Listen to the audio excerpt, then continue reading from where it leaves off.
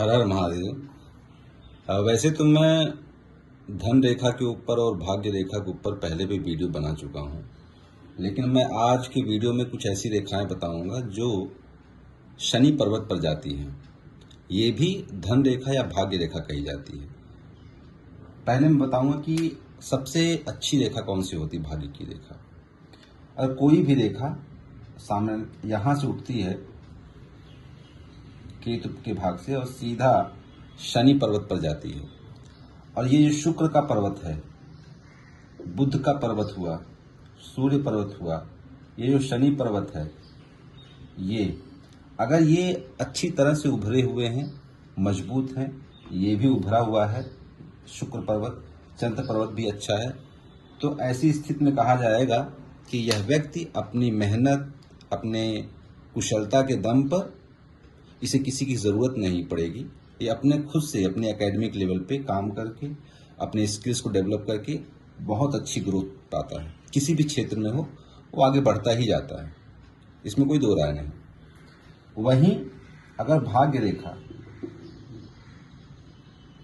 यही भाग्य रेखा अगर जीवन रेखा से निकलती हो ऐसे, तो जब भी भाग्य रेखा शनि पर्वत पर जाती है जीवन रेखा से निकलते हुए, यह व्यक्ति का जो भाग्य उदय होगा वो आकस्मिक लेवल पर होगा, अकस्मात होगा।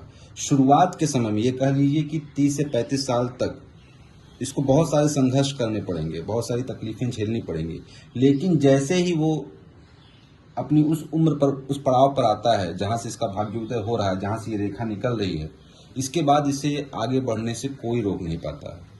तो चाहे वो धन हो, संपदा हो, प्रॉपर्टी हो, मान सम्मान हो, ये अपने जीवन काल में सारी चीज़ें अर्जित कर लेता है। और यही रेखा ऐसी ही रहेगी, लेकिन अगर ये जो है शुक्र पर्वत से निकलती है, यहाँ से निकलेगी और सीधा ऐसे जाएगी,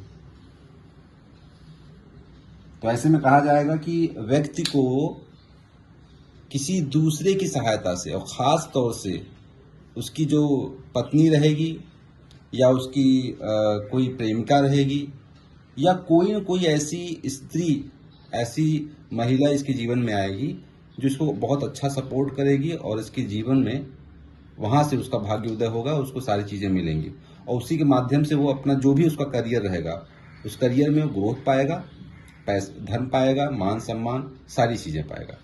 एक इसमें बात और भी कही जाती है कि ऐसे लोगों को इनहेरिटेंस भी मिलता है। मतलब ये भी हो सकता है कि किसी रिलेटिव की प्रॉपर्टीज़ मिल जाए। कई बार आप लोग देखते हो कि नानी पक्ष से इनको प्रॉपर्टीज़ मिल जाती हैं, मामा पक्ष से मिल जाती हैं, या कोई न कोई ऐसा रिलेटिव जैसे चाचा हैं या दादा हैं, कोई दादा के भाई हैं, उनकी प्रॉपर्टीज़ हैं, वो इनके नाम पर चढ़ गई।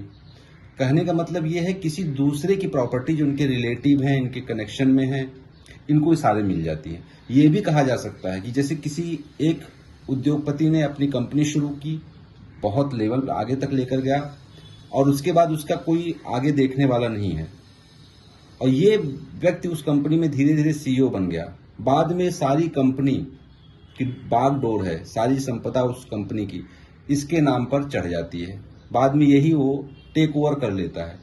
ये भी स्थिति ऐसी रेखा में पाई जाती है।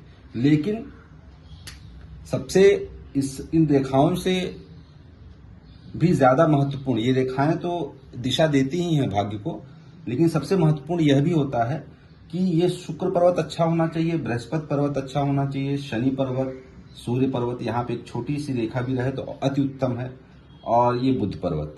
अगर ये सारे पर्वत, ये चंद्र पर्वत, अगर ये सारे पर्वत अच्छे नहीं हैं तो कम से कम 3 से 4 पर्वत तो अच्छे होने ही चाहिए, जैसे कि बुध पर्वत, चंद्र पर्वत, शुक्र पर्वत और बृहस्पति पर्वत।